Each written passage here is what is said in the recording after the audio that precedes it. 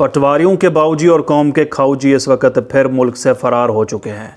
वो पहले दुबई जाएंगे, दुबई से लंदन जाएंगे, लंदन से अमेरिका जाएंगे। दो बड़ी मुमकिन वजूहात हैं कि वो मुल्क से बाहर क्यों गए हैं, इसके ऊपर बात करेंगे काजी फ़ाइज़ ईसा की मुद्दत के ऊपर जो वो गुजार कर गए हैं, वो क्या क्या गुल खिला कर गए हैं उसके ऊपर बात करेंगे, और नए चीफ़ जस्टिस याहिया आफरीदी के ऊपर बात करेंगे कि मुमकिन तौर पर वो कैसे चीफ़ जस्टिस हो सकते हैं।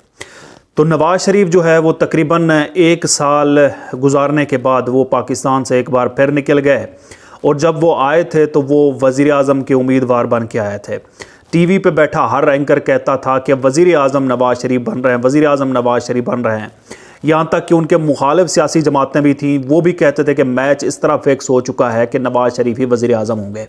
यहाँ तक कि इलेक्शन से 2 दिन पहले तमाम तर अखबारात में एक ही सुर्खी लगी हुई थी, वज़ीर आज़म नवाज़ शरीफ। अवाम ने अपना फ़ैसला सुना दिया।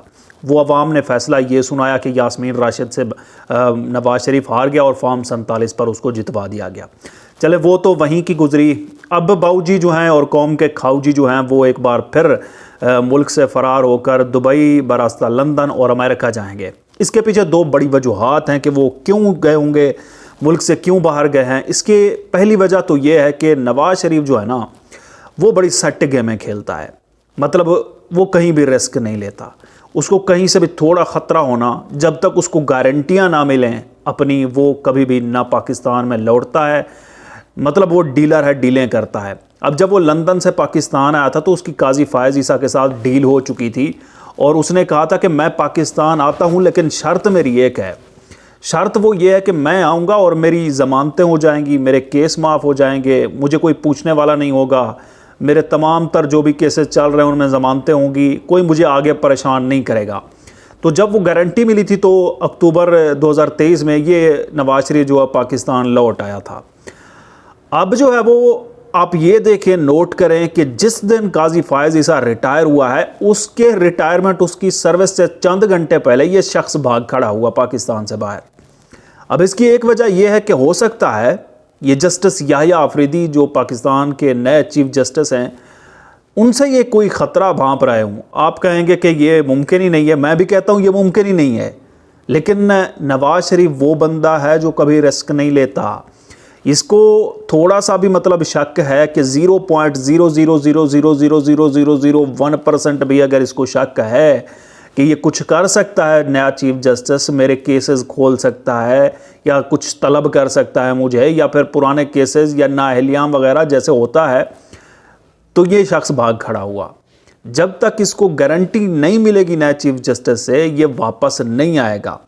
और दूसरी बड़ी जो अहम वजह है वो ये है कि नवाज़ शरीफ जो है वो अमेरिका जाना चाहता है, क्योंकि उसका शेड्यूल है अमेरिका का भी। बताया जा रहा है कि वो अमेरिका भी जाएगा। अब जो अमेरिका जाएगा तो उसके लिए एक बड़ी मतलब दाव खेलने जा रहा है। दाव ये खेलने जा रहा है कि वो पहले तो लंदन जाएगा, वहाँ अपने बेटों से मिलेगा। अब आई वतन है उसका, बैठेगा, गम सुनाएगा, दुखड़े सुनाएगा कि पाकिस्तान में उसके साथ क्या गुजरी, कैसे उसका पासपोर्ट जब्त रखा गया, कैसे उसको मुल्क से नहीं निकलने दिया जा रहा था, पराए मुल्क से नहीं निकलने दिया जा रहा था, अपने मुल्क लंदन नहीं आने दिया जा रहा था। वो तमाम दुखड़े अपनी औलाद को सुनाएंगे और वहाँ से फिर जाएंगे अपना कारोबार बचाने के लिए अमेरिका। कारोबार अब क्या है, कारोबार सबको पता है आप लोगों को कि कारोबार इनका सियासत है। ये सियासत को बतौर कारोबार करते हैं और कारोबार बचाने के लिए ये जाएंगे अमेरिका। आप सबको पता है कि इसी नवंबर में जो है वो सदारती इलेक्शन है अमेरिका में। अब ये बंदा जा रहा है अपनी लॉबिंग करने के लिए। इसको पता है कि इस वक्त स्ट्रॉन्ग कैंडिडेट जो है वो अमेरिका में डोनाल्ड ट्रंप है। अगर ये जाकर वहाँ कुछ लॉबिंग करता है अपने लिए ट्रंप से, या वहाँ पर कुछ ऐसे लोगों को हायर करता है जो ट्रंप से इसकी अच्छी बनवा दें और उसकी हुकूमत आए, तो वो इमरान ख़ान के हक़ में मत बैठे, इमरान ख़ान के लिए कोई हमदर्दी मत दिखाए। तो नवाज़ शरीफ ज़ाहिर है ट्रंप को कुछ ऑफ़र करेंगे, उसको कुछ ना कुछ लॉबिंग करेंगे। तो एक मकसद ये भी हो सकता है, एक मकसद वो कि जस्टिस याहिया आफरीदी से डर कर भाग रहा होगा। आप कहेंगे कि वो तो हो नहीं सकता, मैं भी यही कहता हूँ कि हो ही नहीं सकता कि जस्टिस याहिया हालांकि उन्होंने खुद ही अपॉइंट किया है, हुकूमत ने, इसके भाई ने अपॉइंट किया है, कमेटी ने नून लीग की उन्होंने अपॉइंट किया है। लेकिन मैं फिर कह रहा हूं कि ये रिस्क नहीं लेता ये बंदा, ये हमेशा फील्डिंग सेट करके खेलता है, ये हमेशा अंपायर को साथ मिलाकर खेलता है।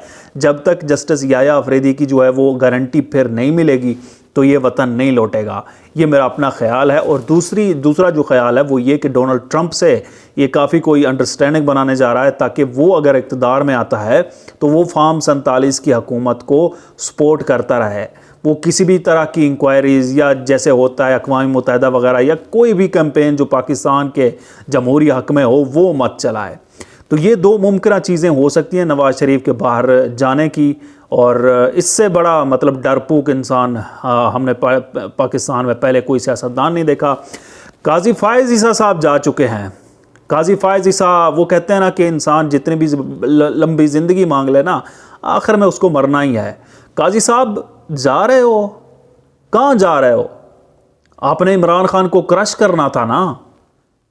इमरान खान तो आज भी मौजूद है, उसकी सियासत मौजूद है, पाकिस्तान की सबसे बड़ी पॉलिटिकल पार्टी आज उसकी ही है, उसके तमाम के तमाम उसके एमएनएज़ आज भी उसके असम्बली में सबसे ज़्यादा हैं।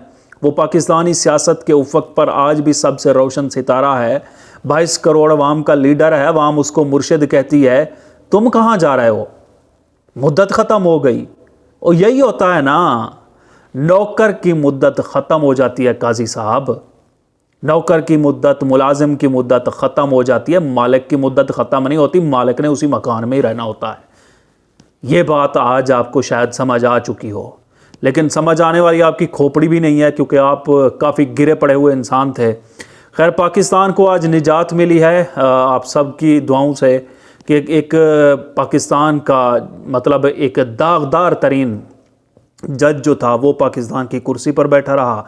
अब वो कुर्सी से उठा है तो उस कुर्सी को जमजम के पानी से जो है वो धोना चाहिए, गुस्ल देना चाहिए, फिर उसको अर्के गुलाब से नहलाना चाहिए, तब जाकर उसके ऊपर नया चीफ जस्टिस को बिठाना चाहिए। और इसने क्या कुछ नहीं किया, मतलब बल्ले के निशान से लेकर जो लोग पड़े हुए हैं जेलों में, आर्मी अदालतों के ऊपर अभी तक वो दरख्वास्तें दबा कर केस नहीं लगने दिए, धांधली के केस नहीं लगने दिए।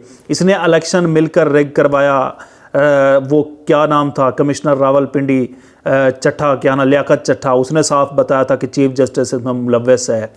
तो पाकिस्तान का 2024 का जो इलेक्शन करवाया इसने भरपूर धांधली करवा के गया, कौम के वोट चुरा के गया है, कौम के बुनियादी इंसानी हकूक़ के ऊपर ये डाका डाल के गया है, इंसानी हकूक़ के ऊपर ये डाका डाल के गया है, इंसानी हकूक़ ये दफन करके गया है, ये आज़ादी इजहार राय के ऊपर कदगन लगा के गया है, ये उसको जब्त करके गया है। इसकी एक स्याह तरीन तारीख़ है जो पाकिस्तान में लिखी जाएगी। पहले लोग मिसालें देते थे ना जस्टिस मुनीर की, जस्टिस जावेद इकबाल की, वो पीछे रह गए, काजी फ़ाइज़ ईसा आगे निकल गए। अब कोई ये नहीं कहेगा कि आप किसी बुरे जज की मिसाल देते हुए, ये कोई नहीं कहेगा कि जस्टिस मुनीर है, जस्टिस क़य्यूम है, जस्टिस जावेद, नहीं। अब लोग कहेंगे कि ये इतना बुरा जज है, इतना बुरा जज है कि ये काजी फ़ाइज़ ईसा से भी बुरा जज है। अब लोग काजी फ़ाइज़ ईसा की मिसालें दिया करेंगे। और बात रही कि नए चीफ जस्टिस की, नए चीफ जस्टिस साहब जो हैं वो जस्टिस याया अफरीदी, मैंने सोशल मीडिया के ऊपर फ़िलहाल उनके ऊपर कोई राय कायम नहीं की है। मैं हमेशा इस हक़ में रहा हूँ कि गोया के लोग उसको कहते हैं कि जस्टिस याया अफरीदी जो हैं वो हुकूमत के हामी हैं, क्योंकि उन्होंने इनको चुना है, लगाया है, इंतखाब किया है, अपॉइंट किया है, तो उसके हामी निकलेंगे। बहुत सारे रवैये भी उनके हक़ में हैं, लेकिन मैं ऐसा बंदा हूँ कि मैं जब तक एक्शन नहीं देखता, उनके काम नहीं देखता, तो मैं किसी के ख़िलाफ़ या किसी के हक़ में जो है वो राय कायम नहीं करता। जस्टिस याया अफरीदी, हो सकता है वो प्रोफेशनल एक जज निकलें और कानून और आइन के ऊपर अमल करें, और ये भी आइन मुमकिन है कि वो काजी फ़ाइज़ ईसा पार्ट 2 हों, लेकिन मैं फ़िलहाल उनके बारे कोई राय कायम नहीं कर सकता।